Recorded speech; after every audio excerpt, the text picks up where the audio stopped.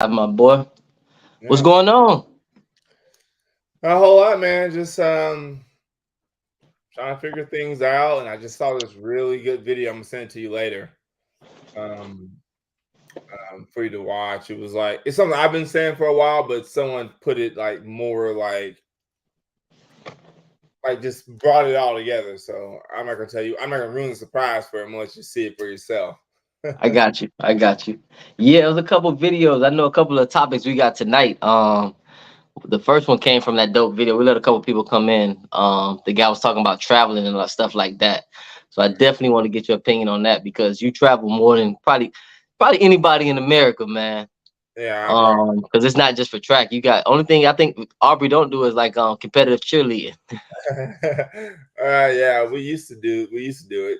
Well, I guess the thing is like we've done everything. She's done. I don't think there's a except for like soccer and field hockey. I think she's done everything. She's done gymnastics, cheerleading. Okay. So she never did soccer? She never did soccer, and I think she'd be Wow. fantastic at it. We just the time constraints, man. Just I got you. Cause that's normally the first thing they do when you turn 3. Most kids, hop in soccer, and then you go from there. You know what I'm saying? I mean that was crazy because she never did. She never touched soccer at all. Corey played soccer, but she never touched Yeah, it, which is weird. yeah. So Sam did it. He actually wasn't too bad. He did it when he was 4. I think he did. No, he actually did 6 through 8. Savannah did it at 3. But the funny thing with Savannah was they practiced it at night. Like 6 or 7. oh But the god, games were at 11. So yeah, she played. I think her career lasted 2 minutes. that's late. Yeah, we looked out on the field, man, and she was under somebody's tent eating cheese sticks and drinking iced tea. So she was like, "Yeah, I'm done with soccer." But yeah, I'm surprised that's weird. That's crazy. She didn't do soccer. I figured she would have did that. I think she. I mean, I think she'd be good at it, but there's only so She much. make a good goalie because she's very agile. She got good hands. There's only so much time in a day, you know. I mean, gosh, we're already stretched thin as it is. Like I spent like part of my day today negotiating with my wife, like, hey, can I get Aubrey for like, like 30 minutes tomorrow just so she can be ready for the track meet this weekend. Yeah, because what she doing? High jump, shot, and long jump. She doing hurdles this weekend. Oh, is it the first time? She did it last year and she's done it Yeah, one time at like a developmental meet. She's not very good at it, but it's a good thing for me to show her later because we're gonna put some work in the summer though. So I got you. I got you. All right, man. Well, we gonna go ahead and get started, man. Started a little late today. I was running around crazy at the field. But the first topic is a good topic. Topic that definitely gonna touch on a lot of people. Traveling in sports, and is it worth it? So like I said a little bit earlier, the guy dropped a video, actually circulating pretty good on social media, where he was saying that if your kids aren't that good, then you shouldn't be traveling with them. And also that some people have it misconstrued that just because your kids travel, that means they're elite. And a lot of people do have that misconception because I hear people all the time, travel baseball. My kid plays travel baseball. My kid AAU basketball, and you see the kid, and they're not the best. Like, anybody can obviously get better the older they get, but a lot of parents think just because my kid is traveling that they are, the quote unquote elite or the upper echelon of youth athletics, and that's not always the case because there's some kids who parents can't travel. They don't have no money, and they will bust your behind when you come to their city. yeah, yep. So what's your take on that, man? And I'll give mine because I know you travel, for multiple sports, and you see it all, man. Yeah, so yeah, we travel for everything. We got softball, track, basketball, um, baseball. I've done it all. I've coached it all. But I'll say this, man. Some people don't need to be traveling, man. Like I Yeah, posted about it. I said, my daughter's team, she has a basketball team. They're a decent team. They are. Um, a few of those girls, they're gonna be ballers someday. They really are, but they don't have enough ballers worth traveling. Like I say all the time, I was like they can get busted here. Y'all like why are we spending money to go see what we already know what the end result's gonna be? And that's not me being a hater by any means. That's just it's a mental aspect. And JoJo posted something about it as well. It's like you will destroy. a young athlete very early on, if you take them somewhere to get them destroyed, that's Yeah. building a young child up. You can't do that. That is, I mean, I can consider that borderline abuse at that point. You know, if you're competitive, that's a different story. But if you're just getting just mollywopped, why are you doing that to that kid? I don't think Yeah, that. exactly. When you can actually, spend that extra money on some training. If you're really serious about that kid developing and getting to that level, because a lot of people, they get it misconstrued. Nobody's getting a scholarship at 11 and 12 years old. You know what I'm saying? Of course, it's cool to travel. Don't get me wrong. It's cool to compete against kids from around the country. But like you said, because we see it in throwing all the time. You have some regions where kids are qualified, and then they come to JOs and it's like, woo, like you see one throw and then you see the next somebody that's really at that level throw, and it's like, yeah, you know what I'm saying? Gap is like, oh, my camera right there. The gap is so huge, and it's like, but I think sometimes, you have to go once just to see where you're at, and then Hmm. you know what? Maybe take some time off, and maybe you learn. I've seen parents do that, which I'm not opposed to. We dove in the first time, like, but we traveled for other sports, so us going to Junior Olympics wasn't a big deal for us. But when first time we went, it was like, oh, this is what it's like. So if we want to come back here again, we got We work. gotta work. If we're not working, like like I can't spend money. Like people say I travel a lot, but I'm very frugal. Like we sacrifice a lot to be able for the kids to do that. But like at the end of the day, you can ask my kids. You can ask them any time of day. There's no pressure. You can ask them like if you put them off in a room and you brought the FBI in and everything, say, hey, tell us the truth. What would your dad rather be doing right now than traveling for sports? And they're gonna tell you 10 times out of 10, he'd rather be at home having a cocktail, watching TV. That's what he'd rather be Yeah. doing. No, that's facts, man. That's facts. I remember with us, when Savannah was 6, she actually threw 15 feet at 6, which was crazy, with shot put. So she qualified for the Junior Olympics. And she won the primaries down here, 6U, whatever. And they were like, oh, you guys qualify for Junior Olympics, you should go. And then I saw the other girls up there throwing. They were 25, 26. I was like, why would I do that to myself? She happy, you know what I'm saying? She just won her group. Why would I go up there and get busted in the head? We'll see y'all in 2 years when we're ready. Not finna go up there, you know what I'm saying, and just give a donation to AAU and whoever's hosting the the Junior Olympics. Nah, no sir, man. We'll go when we're ready. That's just my mindset. Because I look at it as a business trip. Like if we going on vacation, we go vacation. I'm not going to no track meet. But if I'm going to a track meet, that's a business trip. If I'm going to a baseball game, basketball, whatever we going, that's a business trip. We party and vacation later. But when we making that journey, that trek, it's time to work. You know what I'm saying? Like we not going to have fun. We going to do what we come to do. So let me ask you this. So I mean, like I said, when we talk about track, so it's mostly a track group. So what would you consider? Okay, should you make the trip or not? Because this is my deal. Because we talk about this all the time as far as like there's a lot of schools out here, just because you don't place in the top 8, there's more than 8 schools out there looking for throwers. Oh, of course, I give you that. And so my thing is like, if like you got like in my head, I'm thinking if you're in the top 25, if you think you're gonna be in the top 25, I don't think that's a bad decision. I honestly don't No, think it's a bad you decision. or me. I would have said top 20, but I give you top 25. Like if you're a runner and you know that you can possibly make the semifinals, I would say go. Yeah. If you're a thrower and you think, you know what I'm saying, I can maybe be top, 20, maybe 25, I would say okay. Looking at the distances, because you never know what can happen. You know what I'm saying? Like when you're that close. But Yep. if you come in and there's 75 kids and you number 73, like you go kill a kid. Like you say, you can really kill a kid's confidence. Mm-hmm. But it's again, like I won't tell people how to spend their money. If you want to come, go. Don't get me wrong. But I think that's what makes, jails is great, don't get me wrong, but it waters it down because you have those kids sitting under the tent for almost an hour and a half, when it comes to the field events, going through all of the other flights when it's like, bro, come on. We know what the end result gonna be with some of these kids, not being mean or nothing, but it's like, you know. And the thing Um I'm sorry, go ahead. no, go ahead. The thing I don't like about that too is because like you'll have those kids in like those earlier flights, and you know me. Everybody know me. No one no one can ever say this against me. I'm about the kids. And like when they out there, if they come out there, you know what? Hey, I'm a root for them. But some of them parents, they get out there and their kids in that that first flight. And I'm like, and they get mad at their kids. I'm like, why are you mad at Like, that baby? what did you expect? Like you in the third flight. Like, why are you getting mad at that baby? It's like that's not okay for me. Like, I'm not okay with that. I'm gonna cheer for your baby. I'm gonna cheer for your baby, but like they be ripping them babies like that. I'm not. It's like it don't sit well with me at all. Like you They brought they that kid and put that they kid in. they think JL give you magic powers.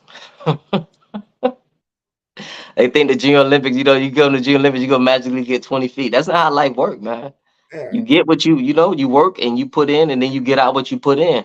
Brandon had a question. He said, top 25 high school age, there is an objective, which basically what you were touching on, like the coaches are there, they're looking. So, you top 25, you definitely gonna get something. But he said, what about Junior Olympics? So probably like 12 and under. Do you still think the same? Top 25 for that age group, or Well, and like I would even expand it a little bit further for high school kids because like what we said, like school, like younger ages, I am like it's like you said, it's like it's more fun. But when you get to those higher ages, and then like junior for JOs, I would be a hard 25. I was like, you know what, you 25, that's pretty good for a high school. I got you. For throwing, I can't talk for. It's been a long time. I was a sprinter. That's the funny thing. I was a sprinter turned thrower. I was a jumper Yeah. too. But Throw that. yeah, and so I think if you're in the top 25, I mean, you're gonna get what you expect if you're looking to like go to some school. You're gonna look. I got you. Looking for. But like Quincy. it depends on what your goals are. Quincy say he top 10. Yeah, but your baby one of the fastest in the world, man. I would say for me, like you say, I would say 20. Because when you in that top 20 upper echelon, you not that far away from number one. You know what I'm saying? You're not that far away from the finals. And that could really motivate you when you see, okay, dang, I was that close to making the finals. I'm finna go home and work. You know what I'm saying? Can it happen for somebody 50 and below? It can. But the chances of it happening are slim. You know what I'm saying? But we've seen it happen. I said this back in my day. I've seen sprinters come out of that bottom 30 and hit top 15, hit a podium before. Yeah, it's possible. They have it. We've seen it in throwers. We've both seen people come out of nowhere and be like, well, especially with that javelin. This kid I've seen it in high jump too. Yeah. This kid ain't been on the radar all year long. And I done gas some of my athletes. I'm like, hey, you got this. And then out of nowhere, like, this kid been putting up jumping 3-3 all year long. And now we jumping 4-5. Like, where did that come from? Yeah. That's the thing you never expect. I'll give you a perfect example. Right now, there's a young lady, Megan Lambert. She's 11. She's 11. Girl jumped 3-3 or 3-5 at JOs. This past week, 2 weekends ago, she beat the national champion. Yeah, you told me about that. That's crazy. But I guess it depends. At the end of the day, everything's a case by case basis. So it depends on the kid. You know what I'm saying? Because some kids are mentally different than others. Some it might tear them apart. Because I've seen it happen with my own eyes at the JOs. When you see another kid throw or something, and it's just like, whoa, like demoralizing. Like they're like, okay, I'm not ready for this. But it's some kids that they see that and they accept the challenge, and also is on the parents too, because you got to make sure you put your kids in the right position to be successful. So, it's and the other reason why I say I'm on that both sides of that camp is like, sometimes they gotta see that and like you were just saying, that fear, and like, can they handle that fear? Like if all of a sudden this is the first time they've been in that big stage, They be That's true. rattled. I'll tell you, I officiated javelin, all JOs this past JOs, and I seen a lot of top seeds fall out from 8 all the way up to 18. I seen a lot of the top seeds fall out because Yeah. that pressure. It is pressure. It is pressure. So So what are you, what would be some kind of way, maybe, so say you got a parent, kids in the lower level, but they're thinking about traveling to a JOs. What's some advice you want to give them to get them prepared for that pressure that they might be facing, that maybe they haven't faced on their regional level or district level? I think you need to have an honest conversation with the kid and tell them what the extra expectations are, and don't put you they don't need your pressure as it Mm, is. If it's a financial strain for you, you don't need to be telling the kid that. If mm. it's a financial strain, one, you probably shouldn't be going. And you shouldn't be reminding that kid of that, because that's not their decision. You're the adult. You're making that decision. Like, you shouldn't fold out again. Like people say, I spent all this money on you, and this is what you're gonna do. I heard it in the stands as an official. I hear parents saying that to kids. Like, what is wrong with Wow, that's what? horrible. Yeah, that's horrible. You should have threw a javelin up there. This is doing the sprints. This is sprints. I'm up here on That's horrible. I'm watching the lanes officiate, and the parents are yelling at kids, talking about, I can't believe I spent my money on you, and blah. Like, what? What are we doing here? That's ridiculous, man. I know with us, man, like we don't like you say, I don't put pressure, because a lot of these kids, they already put enough pressure on themselves. You know what I'm saying? And you have to listen to your kids. I remember this year we was excited. Iowa, we were thinking about it.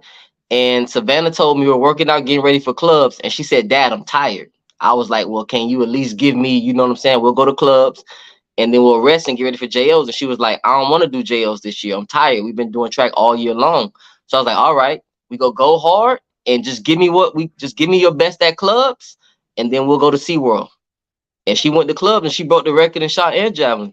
You know what I'm saying? But I listened to her. I could have been a stubborn dad and was like, we going to chase. We got a 3P at JOs. No, bro. Like, she said she tired. I don't want her to hate, I don't want her to hate the sport. We trying to get to Florida State and do something for real. So you gotta, don't put pressure on your kids. Like Kenneth said, nothing to lose, have fun. And you getting advice from parents that have been there and done that, and their kids got hats. You know what I'm saying? Kenneth's daughter got 3 hats at JOs. I ain't even seen that done in a long time. Yeah. So just don't put the pressure on the kids. And like he said, if you ain't got the money, stay at home. Listen, just not, nobody's gonna look at you differently or sideways. You know what I'm saying? Just, it is what it is. Stack up and come the next year. Yeah. And before we move on to the next, because here's the thing. At the end of the day, we're talking about these young ones. As you get older, it changes. Some of y'all probably won't even come to jail. Most of y'all probably be going to the shoe meets. The shoe meets. Let's be real. Like, there's kids I go and see, because obviously I travel a lot. I'm like, they won't be at JOs ever again. Mm-mm. These kids will be, they're gonna be at all the shoe meets. They ain't coming here ever again. And so That's the new thing, man. yeah. So it's don't, because here's the thing. At the end of the day, people know, when you've been around long enough, people know what kids to do what. If you gone, people already know. It's like, even if they wouldn't here, we know what they would do if they were here. Yeah. So we're not even worried about it. And they shouldn't be worried about it either. If you got the juice, you got the juice. Nobody, like, it is what it is at that point. Facts. And don't be that person. I know we talked about this on a different live. Don't be that person, if you didn't go, be talking about something. If I had been there, I would. No, don't do that. Celebrate whoever there and they got the crown. Celebrate them, because they showed up and they took care of business. I love it. I love it. And I like, because I'll go to meets and I don't have my kids with me, and I'll be celebrating them because, hey, you killed that. Because, like, those kids, like, you never know, like, that spunk, man, like, even if your kid had been there, maybe that kid just one up your kid again anyway. Like, oh, we got you here? Oh, because you are a fan of the sport. Mm-hmm. And when you're a fan of the sport, you look at it differently. Yeah. So we good. So I know. I'm telling you, man, the most amazing thing I've seen so far in youth track and field on the field side was that 94 from your daughter. That was, bro. That was, you know what I'm saying? But I'm a fan of the sport. I could have been like, I know doggone well she's not gonna beat my daughter, but I'm sitting there all like, did this little girl just really throw a javelin 94 feet, bro? That's great. And the funny thing was they checked the javelin like 6 times.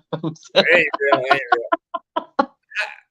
I love all the sport. Like I love the pole vault. There was a pole vault Bruh. kid that same year broke the world Yeah, record. he went like what 15 feet, I think, something crazy. And then the kid long jump like 20 something feet too, or something crazy from I Texas. love it all. I'm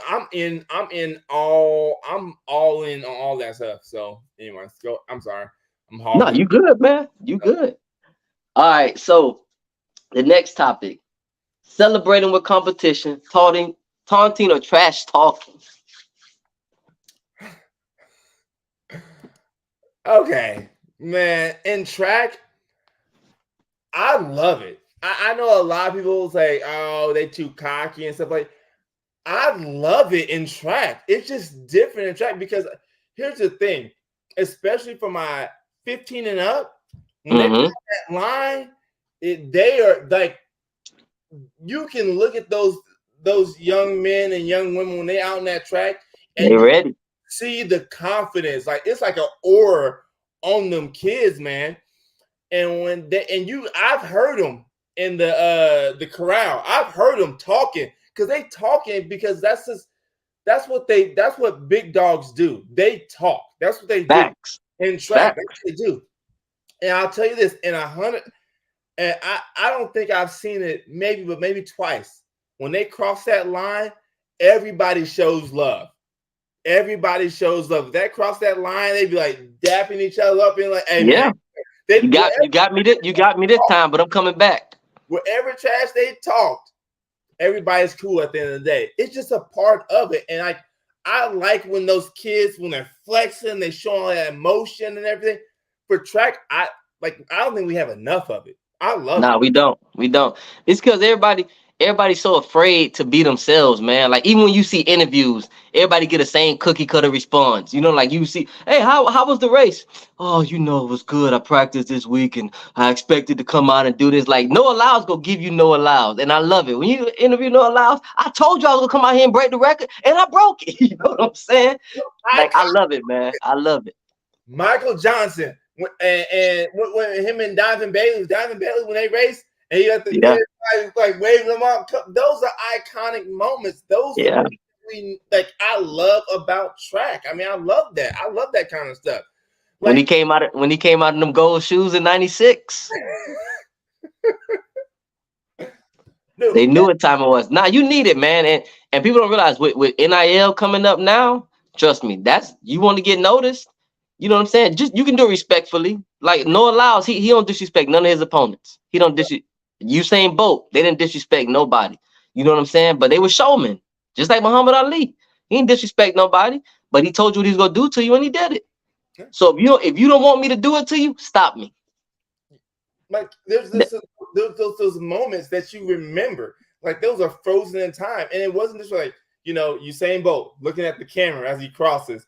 Mm-hmm. Like just recently, Sha'Carri Davis, she pulled up, and like Yeah. I'll never forget that. In that race, I was like, dang, she probably could have smoked even more if she. Yeah. It's like those moments that like in track we gotta have those. Not just like oh, I ran my race, I'm out. But I love the showmanship. I love the screaming. I love the falling down. I love the crying. I love all that. Yeah. I'm gonna tell you. And Like, go ahead. no, go finish. No. I'm gonna go. Go ahead. I'm gonna talk about field event. I was saying that what people don't realize that brings more eyes to the sport.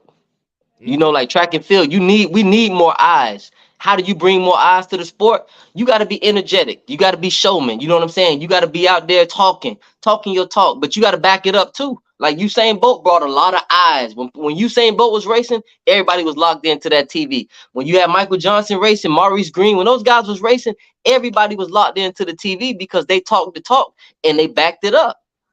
Man, I'll be honest with you, you ain't have to back it up for me. I'll tell you this. I'll never forget this in high school. My man put baby powder in his spikes so it looked like his juice was on fire when he was running. Never forget it. Dude didn't win the race, but I remember him more than the guy that won the race. My man put baby powder in his shoes. That's smart. Do you think it slowed him down though, man? today, I guarantee you, if he had ran in the Diamond League and he had done that in the social media area now, Oh, he would have blew up.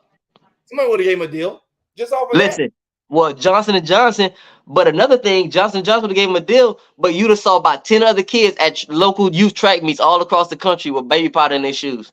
Yeah, that was That was like, you remember when Maurice Green, ran and he took his shoes off and they came out with a fire extinguisher after he won the 100. You remember that one? Yeah. The announcement was like, I think his shoes were on fire.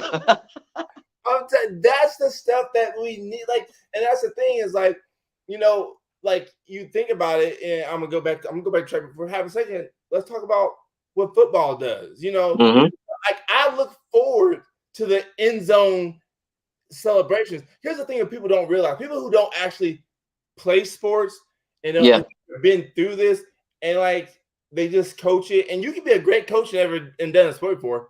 Right. I've seen a lot of great coaches out here who've never played something but have been phenomenal at it. So I'm not saying that, but I'm saying these people who've never, like these people, like, oh, they shouldn't be out there. No, I got you. I got you. Know how hard it is to score in an NFL game? I know they make it look easy. It's not easy. It's not easy. Like I was a great safety, and you scoring on me, that wasn't easy. I gotta respect it, and that was high school level. We're talking about NFL. Let the man celebrate. They got to. Man. That's why let them celebrate. You go out here and you walk the dog on somebody, celebrate. I want to see it. You earn that right. Do it. Showmanship. Yeah, but you can keep that in track. You win a race. You beat somebody in a throwing event. You beat somebody in a jumping event. You deserve to celebrate. You worked hard all week, all month to prepare for that moment, and you won. So nobody should be able to dictate what you do in that moment. That's your moment. You might not ever win again. You never know how life works. You know what I'm saying? And you don't know what it took for a kid to even get to that level, or a person even get to that level. So I don't know, man. I just hate that everybody has to pretend to be something they're not. Just go out there and enjoy yourself, man. Just you can do it respectfully. Like you don't got to be cursing at nobody. You don't got to be flaunting all in nobody's face. But just celebrate, enjoy yourself. And I want to touch on this. So I got you all in now. But the reason why I proposed this topic for tonight is because what we see today in our tracks, and it's not just track, it's like in general, is that we've adopted this culture in America where like it's not okay to celebrate kids anymore. Like when I was younger, like everything we saw on the news, even we were trying to be the best at everything, and we was like, it wouldn't matter if you was the best spelling bee or you was the best track star or the best basketball player. Everybody wanted to be the best, and we rallied behind. There was no such thing as cockiness and ego. I never heard those words when I was kid. It was like it was part of the American culture. Like you wanted to be the best. Like especially in the Olympics, especially when the Olympics came around, you put that flag on. Oh, I'm better than your country, hands down. Like it ain't even no competition. And now it's so beat up in these kids' heads. And I coach a lot of different sports, and I can see when a kid who is different, and I mean special, they will hold back because they're afraid of being ostracized or excluded for being best. Good. And that's a problem. Like you rob the kid of their confidence because you trying to coddle another kid's feelings. Even with kids and gifted, like you might have a kid that's gifted in school academically, but the teacher won't let that kid reach their full potential because you worried about the other 26 kids in the classroom that's not living up to that level. When it should be, no, we finna get to Lil Johnny level. All of y'all, we finna rise all of y'all up to get to that level, not hold everybody back. No, bro. You know, the only out of all the stuff I watch and all the things that I go to, I think the only thing that still celebrate like crazy is 7v7 and flag. Because we went to, I was at the Pro Bowl flag championship this weekend.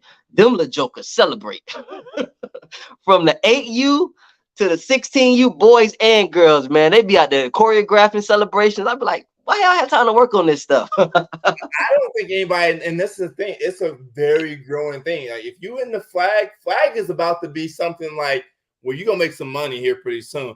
Y'all don't understand. Like, because we talked about it before. My daughter went to nationals out in Yeah, y'all went last year. And we thought Bruh, we was good.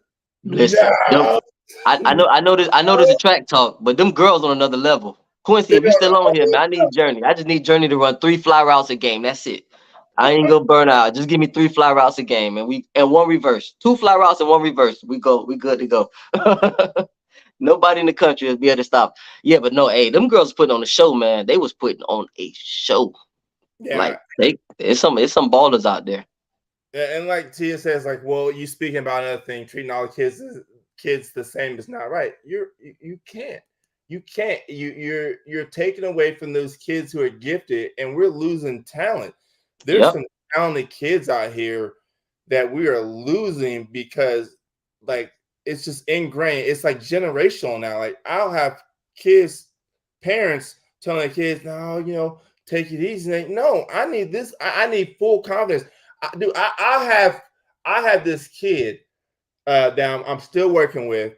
This dude's been just an absolute beast, and like just even without technique, the kid is strong. He's gonna be an amazing shot putter but we gotta break away from because he's been big all his life. He's been a tall, yoked kid.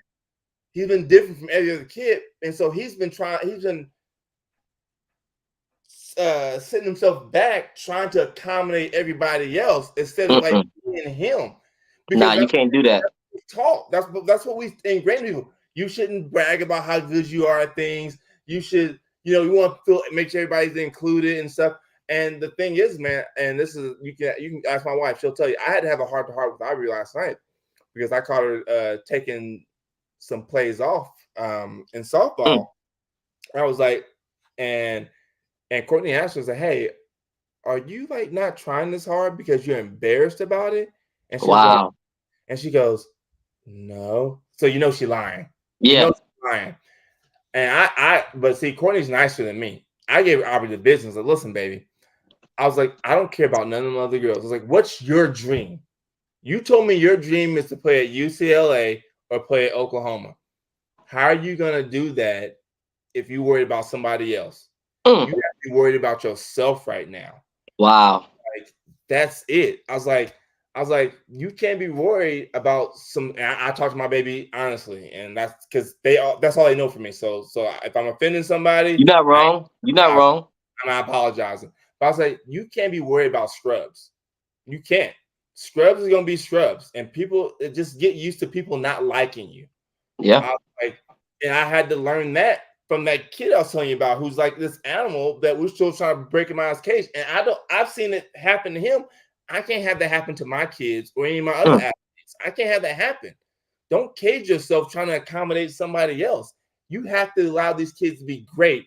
And you have to, parents and coaches, y'all got to be out there making sure y'all are watching for this, for them taking time, taking plays off or taking throws off or whatever it is, because they feel bad about being great. Make sure they don't feel bad about being great. Celebrate them more. Push them to push them. I know, and what you're speaking on is 100% true. So parents, if you out there listening, because I've seen it happen with my kids, I've seen it happen with my daughter. What we do, I know with us, with my throwers, is I don't separate them. You know what I'm saying? If you at the top and somebody down here, I make everybody practice together. And if I see one of my, top ones up there holding back, no, you're right. I get on them because I want you to push so hard that you make the lower one try to catch up to you. Boom. You know what I'm saying? So I had a kid yesterday. He hadn't thrown in 2 years. He came back, and RJ he been doing this thing. And he the top dog, So this kid comes and he threw and he's like 3 or 4 feet behind RJ. And I told him, I said, I want you to go beat RJ. And RJ just looked at me like, what? I say, yeah, I want him to beat you because you getting comfortable. Now I need you to go to another level. I need y'all to push each other so you can bring the best out of each other. And that's something that we definitely need to bring that back in our society. And stop trying to make everybody the same. Everybody is not the same. Everybody is not the same. You created differently. You created uniquely made in your own image. You know, do you. Do you. You gotta do you. Stop trying to, fit in the same lane as everybody else. Do what you were created to do. And if you were created to dominate, dominate. Don't feel bad about it. They got the same 24 hours you got. If they not putting in the work in those 24 hours you putting in, And that's like not to cut you off, but real quick. I saw a Kobe interview, and I think it was Gilbert Arenas was talking about Kobe, and he was like, "Man, I thought Kobe was a ball hog," and he said, "But then I heard Kobe say, I saw you in practice, and you wasn't really taking it serious. When they told us to go, shoot around a couple extra hours, you ain't come shoot around them other extra hours. You left, snuck out the back door, and went home. So when the game on the line, I'm not passing you the ball because I saw how you practice." And he was like, when I heard that, I was like, nah, Kobe ain't no ball hog. He just knew not to give you the ball. You know what I'm saying? And it's true. Not everybody go practice the same. Yep. And so, and to close the topic is this. This is something else. I set you up tonight. I set you up with this topic tonight. Like, the thing is like, since you brought up Kobe, okay, I'm gonna name some greats out here. Kobe, Tom Brady, Patrick Mahomes, Mike Tyson, Floyd Mayweather, Venus and Serena, Tiger Woods, Jack Nicholson. We go like all these great people. All these people we're talking about right now. Shaq, all these people. When have you ever heard someone in the same phrase of them say that they took some time off or they were humble? When have you ever heard that word humble used in direction of them? Never. You say it, it's fake humble. It's fake. Like football interviews getting ready to go to the Super Bowl, that's so fake.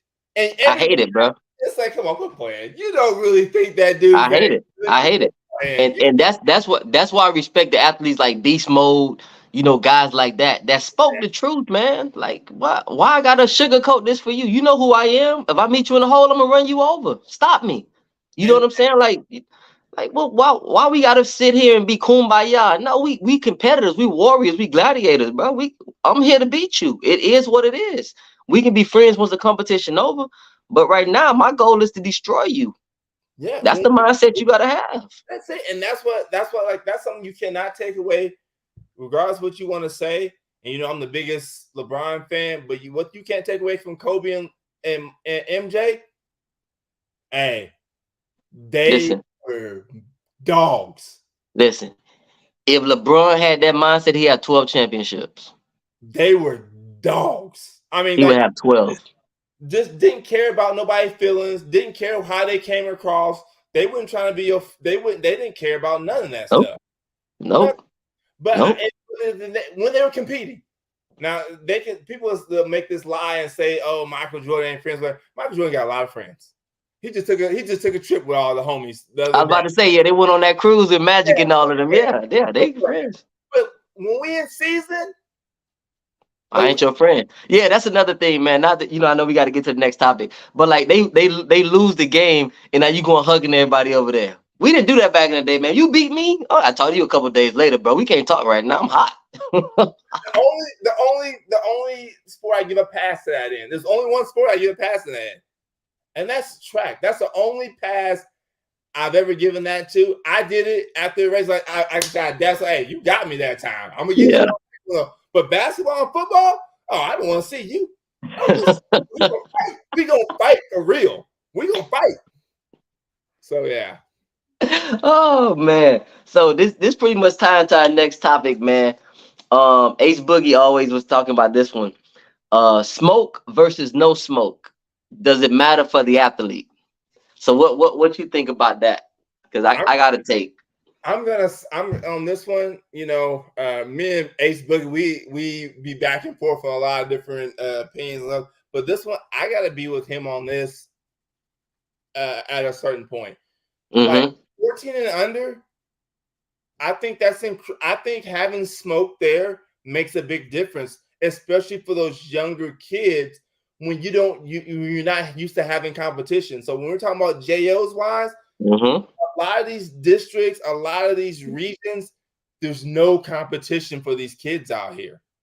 Nope. And you don't see what they really got until they line up against someone who's putting that pressure on. Because I will tell you flat out, my kids, they work hard. You know my kids work hard. Yeah. They know something's online. All of a sudden, we got PRs and all kinds of stuff, records and stuff. But I can never get that out of them.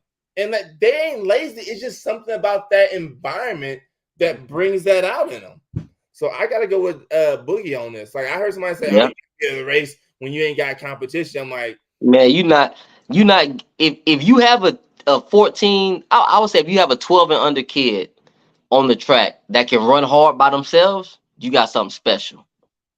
Yeah. Same with the throws and the jumps, because we the same boat. Savannah, listen, we ain't got no competition out there. I already know I'm a barely get 29 or 30.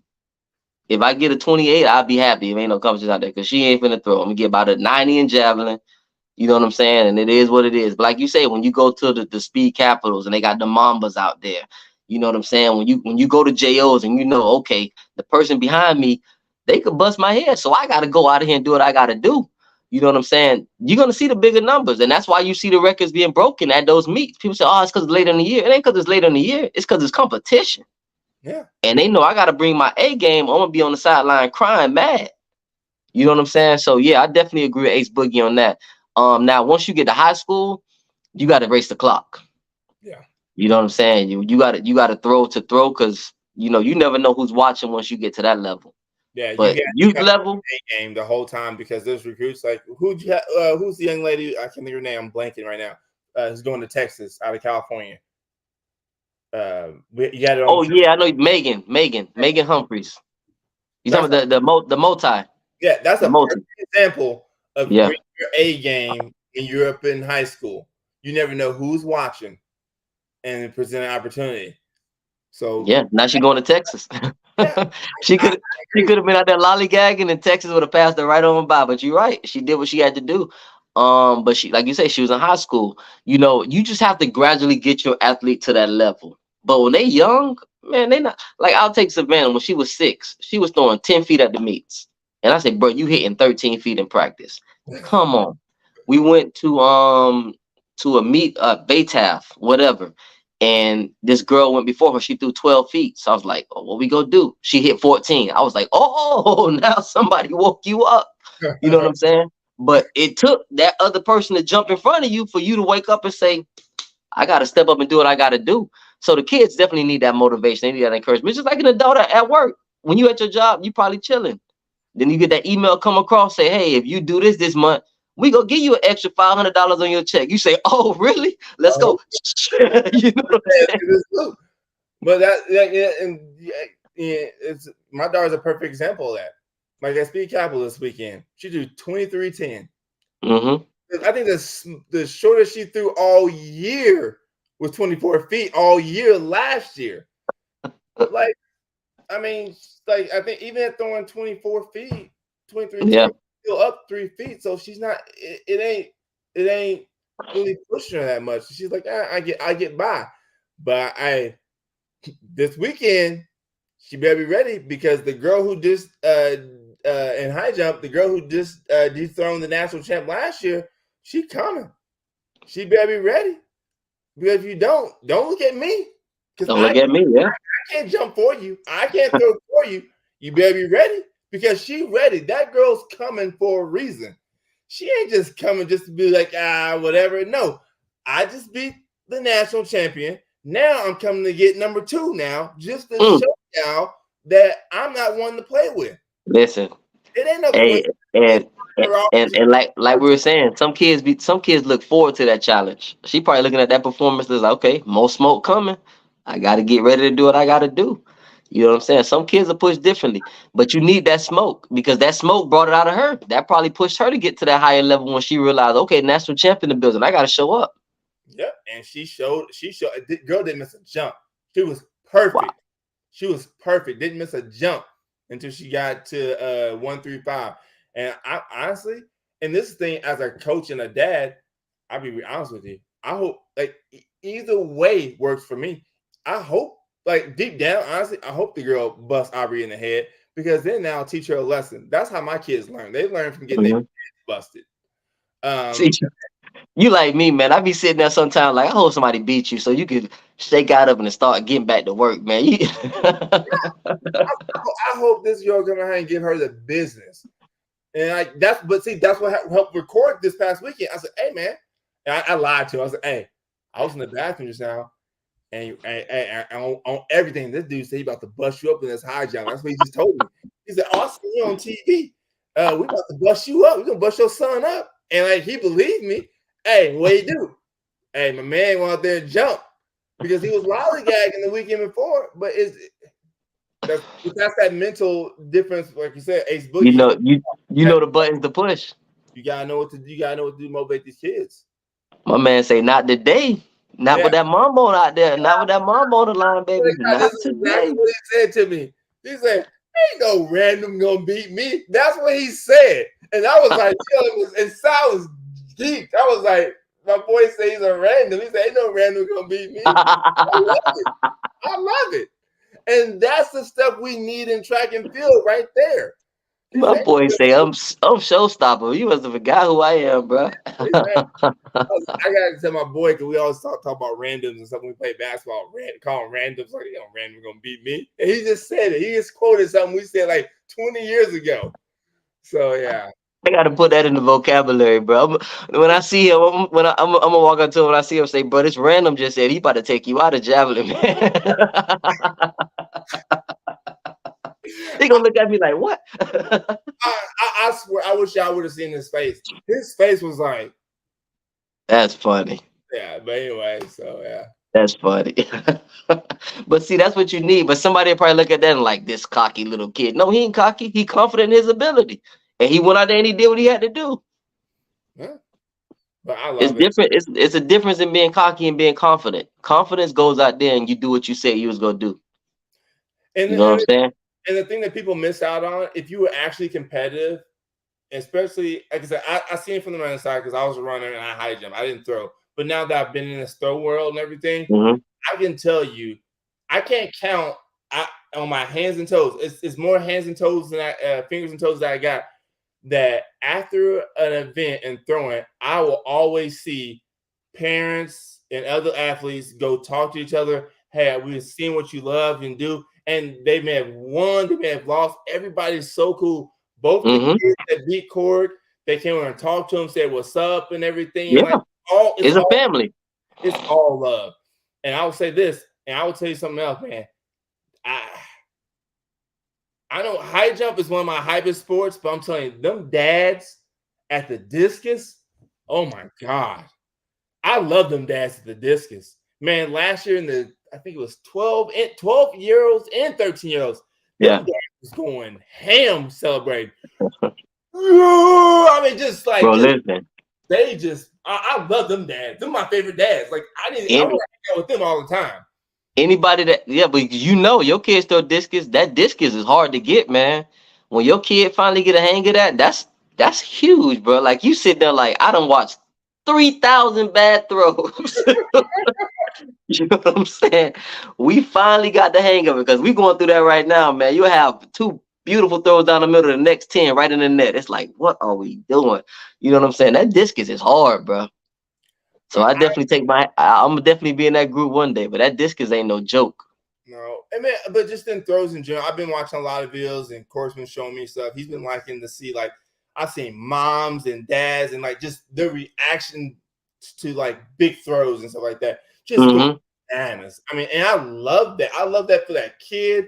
I love that for the sport. Like, I want to see more of that. I want to see more emotion. I want like get out there and like even when we say like even those babies who maybe they're not ready for that big stage. I want instead of you saying I wish you did better. I want y'all going bananas for them kids. Yeah. I want y'all going out. Here's a perfect example. Our first year at JOs, I went out because she ran 200. I was like, oh, she qualified to go JS for 200. I guess we ran the 200. Yeah. And we went out there, and she got 22nd, I think it was. Okay. you would have thought she won the race. The way we was up there, we was crunk. I mean, we was like, I was jumping around. I was like, we're going to get ice cream. We're going swimming because you know I don't like swimming. I was like, we're doing all the things now. We got 20. And people looking at you like you crazy. Like, Yeah. 8 years old, and I'm like, you know, you guys go pick up your kids, and there's parents cussing kids up and down. 8 years old. I'm talking about getting ice cream and swimming. They talking about you worthless and blah, yeah, blah, no, F and blah, blah. I'm like, hey, 8 years old. What are we doing? 8 years old, and see what parents miss out on is that's a teaching moment, like to build your kid up.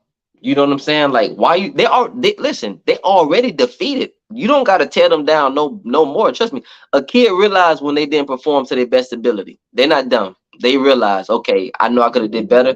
Today just wasn't that day. So you don't need to go and just pile more on top of them. That's when you build them up. Yeah. No, they missed the opportunity. But to close up on our last topic, Okay. CJ actually put this up, which was pretty cool because a lot of people don't do this. Do you set up a race plan or a field event plan for your athlete, or in your case, your athletes with your kids? I do. Because they do so many different things. I divide out. I try to like, because high impact is important to me. I don't let them do a whole lot of high impact events over and over again. Okay. So what would you consider a high impact event? Triple jump. We don't triple jump Okay. every meet. We don't long jump every meet because there's a lot of pounding on the lower extremities and the core. And our core is so important in everything we do, running, throwing, jumping. Mm-hmm. Those events kind of compress a lot when you're doing that. And so you shouldn't be doing that every meet. And like they'll do it. Listen, coaches and parents. I'm not a fan of that. I'm like, you know, get a good during the week. Like now if you're spacing your meets out, do it every meet. That's fine. But I know kids that'll go and they will long jump and triple jump. Long jump is a little bit more, you can get a little more lenient on long jump, but triple jump. Yeah, but triple jump, now you killing your knees in triple jump. Back, you killing your back too. Yeah. It's like, especially if you're not doing it the right way, you hurt yourself bad. Throwing, I'm a little bit more lenient on, especially with disc. I'm a little bit more lenient on. There's not as much of stress on joints and stuff like it is for like shot and javelin. So javelin, yeah. You like me, I'm like disc. I'm like shoot, and we all know how tough disc is. Like you need as many reps as possible in that disc as we can get right now. Especially once they start that rotation. Yeah, but javelin, I'm always concerned about elbows and for shot too. When you know if you don't have your technique down, I'm a little concerned about that. I'll throw, but honestly, I can throw every meet. But if I'm going to throw every meet, I'll probably reduce reps in practice if I'm going to do that. That's smart. Because sometimes we'll take meets as practice. I'm like, we're gonna practice this weekend anyway. So like this week, Aubrey hasn't thrown a shot put all week long. She ain't threw shots since the last meet. So here, and we're gonna practice. That's gonna be our practice. Is going up here. So I got you. Yeah, I'm the same way, man. Like for us, like if I have a new kid that has never ran before, then I'll give them a couple of more meets, you know, like the developmental type meets, just to get them, you know, used to how track meets run, to get the understanding of it. But my veteran kids, the kids that have been running 2 or 3 years, we probably do 1 meet a month, you know, down here. Like, you know, we didn't really do indoor this year because they wanted to do flag football or whatever. So I gave them indoor off. But I think our schedule has 1 meet a month, maybe 2, like in May, and then June, you know, you start rolling in. But even our practices, like we don't even do, like we're stressed more on, I used to be a volume guy, volume. But like you say, injuries are going to occur if you doing too much volume. So now we do more quality over quantity. So like we might do 10 throws, 10 javelin throws, 10 shot throws, but those are going to be some good throws. You know what I'm saying? Like we focusing on technique, and I'm making sure that everything is done properly, because you got to save the body so that you can get the optimal performance later in the year in June and July, because that's really when it really, matters in the youth track world. But you definitely got to have a plan for your athlete, have a plan for your kids. And if you're a parent and you don't really understand what's going on, you need to have a conversation with the coach, and if you go talk to a coach and say, hey coach, what can I see your field event plan, or can I see your race plan? And the coach is like, what are you talking about? Yeah, they're gonna kill your kid.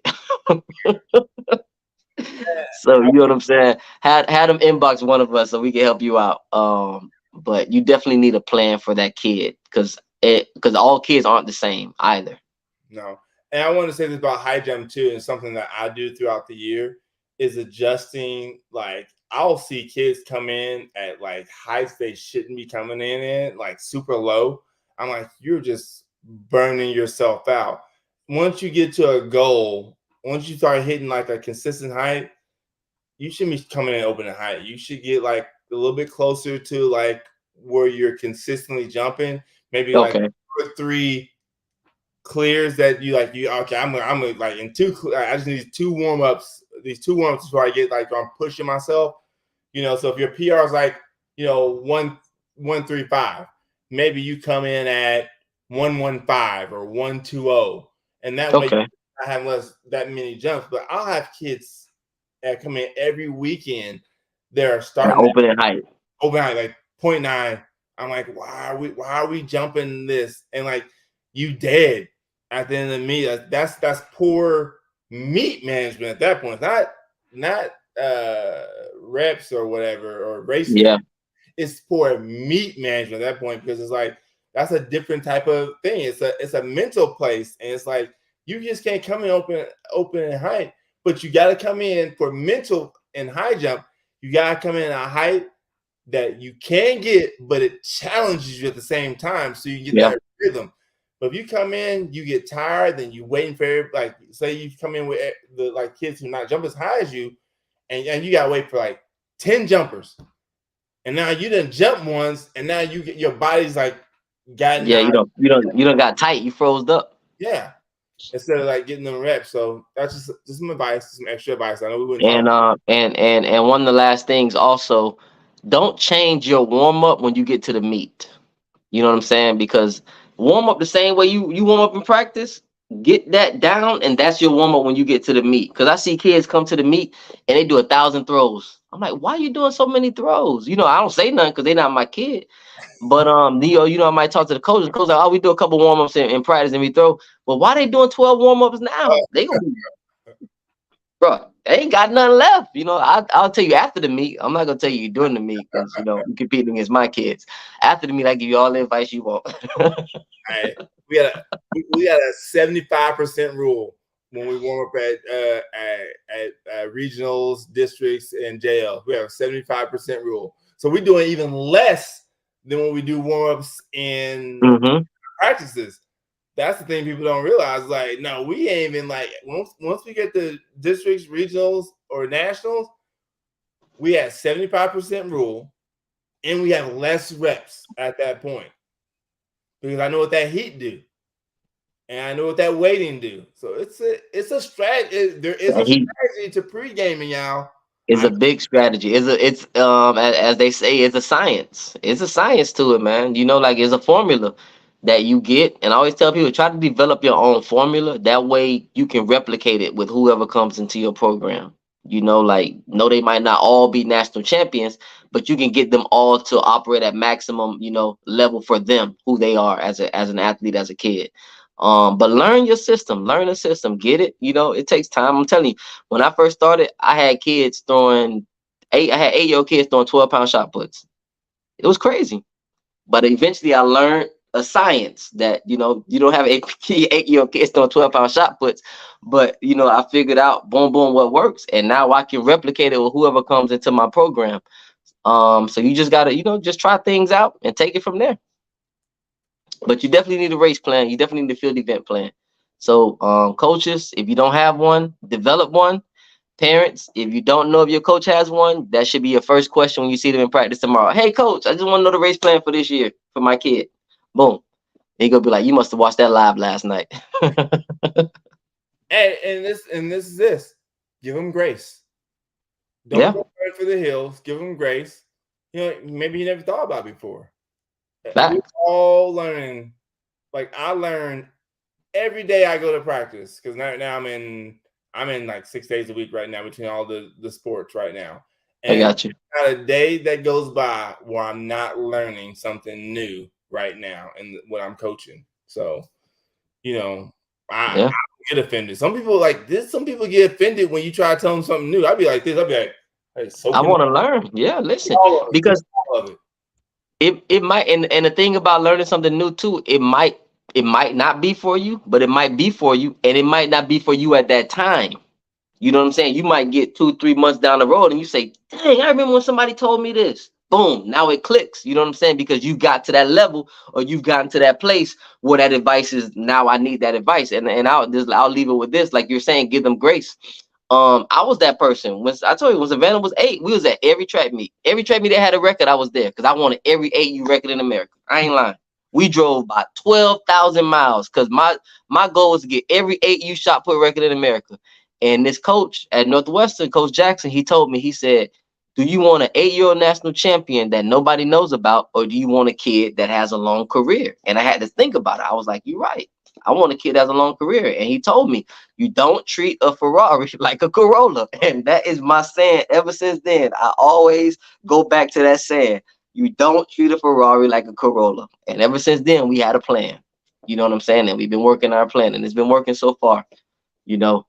But yeah, you gotta have a plan for these babies, man. You know. Well, man, thanks for having me out again. Once again, hey, we want to say happy National Women and Girls in Sports today. Fantastic. Facts. Have not celebrated your daughters or your wives or your cousins, your nieces.